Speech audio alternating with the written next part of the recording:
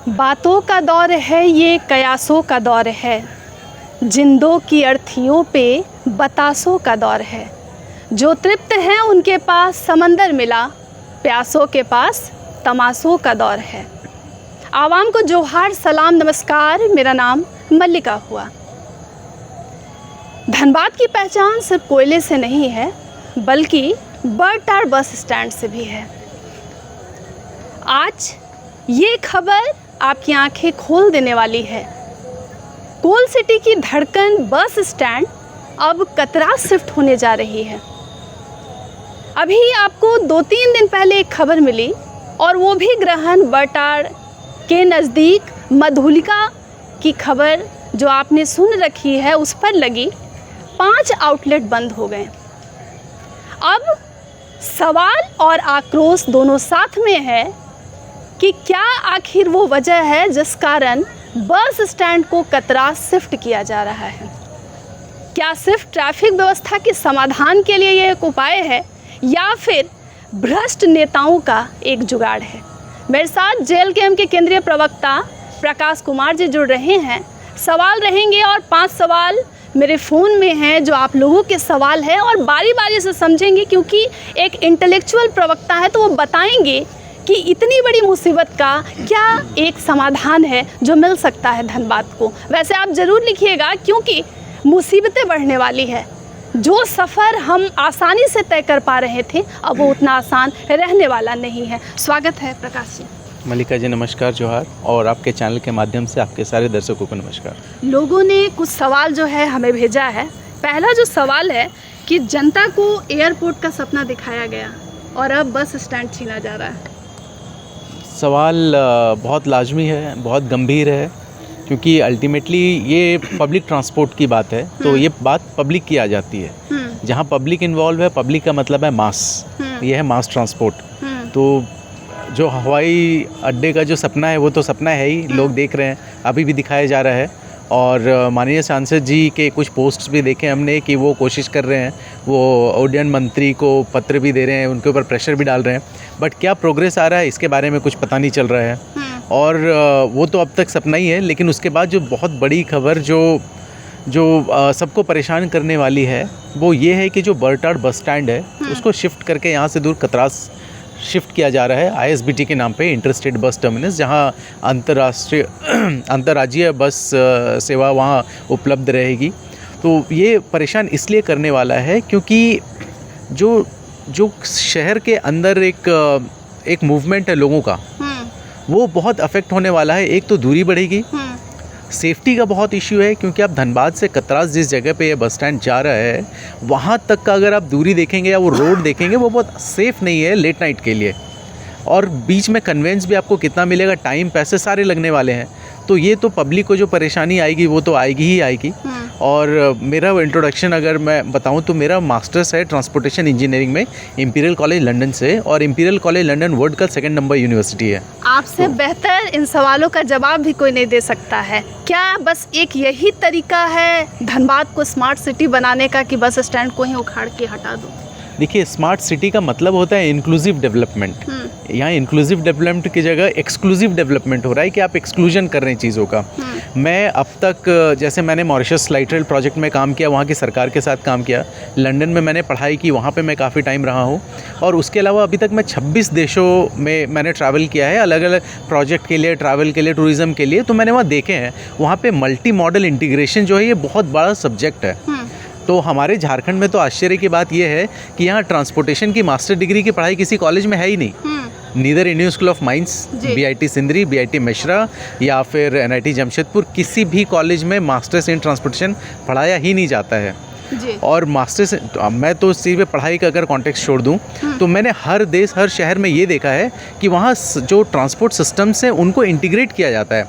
Railway station के पास bus stand होगा, जहाँ पे एयरपोर्ट है उस जगह पे कम से कम एक कोई ऐसी मेट्रो रेल या फिर लाइट रेल या ऐसी लॉन्ग डिस्टेंस ट्रेन की सुविधा होगी जो आपको दूसरे मोड से कनेक्ट करता है। तो वहाँ ये कोशिश की जाती है कि सारे मोड एक दूसरे से कनेक्ट हो जाएं। और मैंने इंडिया के अंदर भी जितने शहरों में काम किया हो, चाहे वो लखनऊ हो, कोच्चिन हो, अहमदाबाद हो, अभी सबसे लेटेस्ट पुणे का है। तो जो लास्ट मीटिंग मेरी पुणे में थी, पुणे मेट्रो प्रोजेक्ट के लिए, वहाँ के जो सांसद, वहाँ के जो विधायक, वो सारे उस टेक्निकल मीटिंग में प्रेजेंट थे। और उन्होंने जो हम लोगों ने रूट बताया था कि मेट्रो कहाँ से जाएगी, कैसे इंटीग्रेट होगा और कहाँ स्टेशंस बनेंगे, उन्होंने बाकायदा बहुत अच्छे से स्टडी करके उन्होंने हमें सजेशंस दिए कि आप कौन कौन से बस स्टैंड या कौन से रेलवे स्टेशन या कौन से मेट्रो स्टेशन के पास आपको बनाना चाहिए। लैंड और वहाँ की जो समस्याएं हैं वो हम सुलझाएंगे, बट आप मेक श्योर कीजिए कि वहाँ इंटीग्रेट हो जाए सिस्टम्स।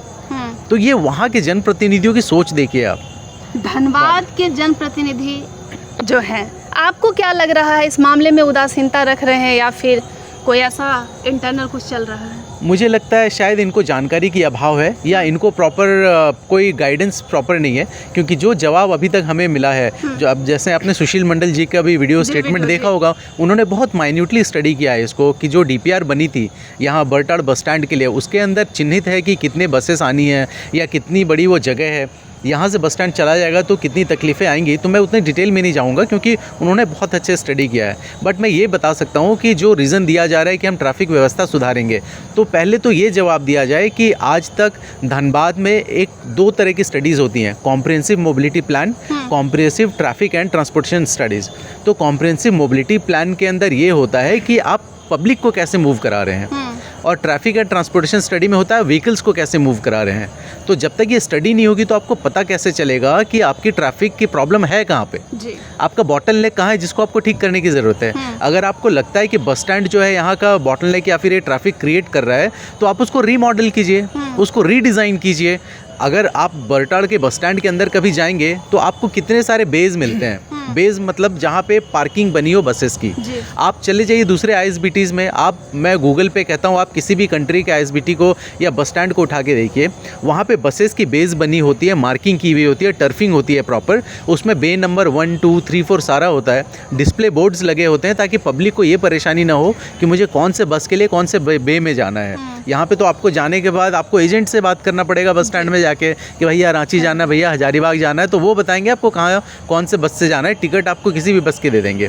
मैं ये कह रहा हूँ कि ये चीज़ें इंटीग्रेटेड डेवलपमेंट होनी चाहिए। आप पहले स्टडी कीजिए कि कितनी बसेस की ज़रूरत है, बसेस कहाँ कहाँ जाती है, आपके पास उतने बेस बनाने की जगह है या नहीं है, उन बेस के अंदर टॉयलेट फैसिलिटी है या नहीं है, लाइटिंग फैसिलिटी है या नहीं है, अगर कोई पब्लिक आ रहे तो उनके लिए स्नैक्स काउंटर है या नहीं है। तो मैं तो इतने देशों में देख के आ रहा हूँ कि इसी तरीके का बस टर्मिनल होता है। मैं तो बरटाड़ जाता हूँ तो मैं तो आश्चर्य हूँ, यहाँ तो बिल्कुल खुला ज़मीन है, ना बस पार्किंग की जगह, ना लॉन्ग डिस्टेंस बसेस का पता, कुछ भी पता नहीं है। तो मुझे लगता है कि यहाँ के जनप्रतिनिधियों को अच्छे एडवाइजर्स की बहुत ज़्यादा कमी है, उनको समझना सीखना चाहिए कि आखिर ये स्टडीज़ कराई कैसे जाती हैं। जो बरटाड़ बस स्टैंड के आसपास छोटे बड़े व्यापारी हैं, अब वो कह रहे हैं कि उनकी रोजी रोटी पर कुदाल चलने वाला है, क्या होगा? क्योंकि अभी जनता को आईएसबीटी जब टर्म वो सुन रही है, उनको उसकी समझ नहीं है, उनको बस इतना मालूम हो रहा है कि अब हमारा बस स्टैंड शिफ्ट होने वाला है। कितना माहौल बिगड़ जाएगा जब ये इस तरीके से शिफ्टिंग हो जाएगी। उसके बाद ये शिफ्टिंग तो समझिए एक साइलेंट किलर बन जाएगा यहाँ के लोकल व्यापारियों के लिए, क्योंकि उनके पास फिर उस जगह के लिए बिज़नेस नहीं होगा। वो फिर किसी दूसरे जगह पे बिज़नेस ढूंढने की कोशिश करेंगे। जो पब्लिक जिनको इनकन्वीनियंस हो रहे हैं उनके पॉकेट पे कितना बोझ पड़ेगा। जो बस ऑपरेटर्स हैं उनको अगर 30 किलोमीटर का सफ़र तय करना पड़ा, अगर 10 का भी माइलेज देता हो तो एक साइड 3 लीटर पेट्रोल 300 रुपये का होता है, तो वो कहाँ से वो कॉस्ट निकलेगा? वो तो टिकट पे ही बढ़ाएंगे, अपने घर से तो वो नहीं भरेंगे। आप वन वे 300 रुपये का कॉस्ट हर बस पे बढ़ा रहे हैं। अगर 10 सीट भी है तो 30-30 रुपये सारे सीट पे बढ़ गया। अगर 30 सीटें तो 10-10 रुपये सारे सीट पे बढ़ गया। तो पब्लिक को एक्स्ट्रा कॉस्ट भी होगा, इनकन्वीनियंस भी होगा, और ट्रैवल टाइम एक बहुत बड़ी चीज़ है। अब travel time is equal to money nowadays कहते हैं ना। आप आधे घंटे सफ़र कर रहे हैं तो वो आधे घंटे का आपका यूटिलिटी ज़ीरो है। उस आधे घंटे में आप कुछ कंस्ट्रक्टिव काम कर सकते हैं, वो आपको टाइम वेस्ट करना पड़ेगा ट्रैफिक में शहर से बाहर जाने के बाद। लोगों का एक सवाल है कि जब बरटाड़ में 22 एकड़ की ज़मीन खाली है तो फिर 12 एकड़ में ही शिफ्टिंग क्यों हो रही है, और कतरास ही क्यों? और किसी जगह भी तो ले जाया जा सकता था, या फिर ये जो बहुत जल्दी से बदलाव हो रहा है इसकी लोगों को ज़रूरत नहीं है? आपको क्या लग रहा है? अगर मैं इसका टेक्निकल आंसर दूं तो मैं ये कहूँगा कि उस 22 एकड़ को प्लान अच्छे से किया जा सकता है। आप कम से कम एक बे बनाइए। तो मैं आज आपके चैनल के माध्यम से खुला ऑफ़र करता हूँ वॉलेंटरी सर्विस। मैं मास्टर्स ट्रांसपोर्टेशन में हूँ, बस बेस का डिज़ाइन कैसे होता है वो मुझे पता है। मैं फ्री में ये इस तरह का लेआउट बना के देने को रेडी हूँ। यहाँ के जनप्रतिनिधि हाँ करें कि ठीक है, आप एक प्रपोजल दीजिए कि आखिर 22 एकड़ में बे बन कैसे सकता है, मुझे इनपुट डेटा क्या चाहिए होगा कि कितनी सारे बसेस यहाँ पे आने वाली हैं, उनका मूवमेंट प्लान कैसे होगा, सारा मैं बना के दे दूँगा फ्री ऑफ कॉस्ट। आप लीजिए ना, मैं यहाँ पे अवेलेबल हूँ अपना सर्विस देने के लिए, आप लीजिए। अब क्या है, इस 22 एकड़ की सुविधा को आप 12 एकड़ में वहाँ पे अगर समुचित कर देंगे तो ऑब्वियसली वहाँ भी कंजेशन हो जाएगा। और ऐसा तो नहीं है कि वो जगह ट्रैफिक फ्री है, कंजेशन फ्री है, उसके पास रेलवे का एक फाटक आप कह सकते हैं कि जिसको वहाँ रेलवे का फाटक वो कहिए, वहाँ तो काफ़ी हमेशा ट्रैफिक जैम रहता है, वहाँ सड़क की स्थिति भी बहुत अच्छी नहीं है। तो अल्टीमेटली आप प्रॉब्लम को यहाँ से निकाल के दूसरी जगह शिफ्ट कर दे रहे हैं कि चलो मेरे सर से निकल गया, यहाँ से निकल गया, वहाँ समझे और जो होगा देखा जाएगा। तो ये पब्लिक का पैसा है, ये आपका घर का पैसा नहीं है कि आप जिस भी तरीके से चाहे यूज़ कर लें। और भी मैं दूसरी जगहों का एक्सपीरियंस बताता हूँ कि जब इस तरह का कोई बड़ा चेंज आता है सिटी में, चाहे आपका ये बस स्टैंड शिफ्ट हो, रेलवे स्टेशन का डेवलपमेंट हो, या कुछ इस तरह के प्रोजेक्ट बनते हैं, तो पब्लिक ओपिनियन का एक कॉन्सेप्ट होता है, वहाँ पे पब्लिक कंसल्टेशन होती है। आप एक ऑनलाइन कर लीजिए या फिर आप न्यूज़पेपर के माध्यम से निकालिए कि यह बस स्टैंड यहाँ से यहाँ शिफ्ट होने वाला है। अगर किसी को कोई आपत्ति हो या कोई सुझाव हो तो वो चिट्ठी के माध्यम से, न्यूज़पेपर में या फिर ऑनलाइन किसी भी माध्यम से सरकार तक या डीसी साहब तक ये बात पहुँचा दे। अब उनके पास समय होना चाहिए इसको देखने समझने का, उसके लिए आपको संवेदनशील होना पड़ेगा, लोगों के बारे में समझना पड़ेगा। जब संवेदनशीलता नहीं होगी तो फ़र्क नहीं पड़ता, फिर तो ये डिक्टेटरशिप वाली डिसीजन है कि मैंने उठा के वहाँ कर दिया, अब आप समझो। अब लोगों का स्टैंड है कि अगर JLKM ने इस मुद्दे को पिकअप किया है, आगे क्या करेंगे अगर कोई भी जनप्रतिनिधि या कोई एक्टिव नहीं हो रहा है, किसी भी पार्टी के सदस्य आगे नहीं आ रहे हैं, आप लोग की ओर से क्या रहेगा? देखिए, हम लोगों की ओर से हम लोगों ने अभी उपायुक्त महोदय को हम लोगों ने एक ज्ञापन भी दिया है, जिसमें हम लोगों ने ये सारे जो प्रॉब्लम्स आने वाले हैं उसके बारे में मेंशन किया है।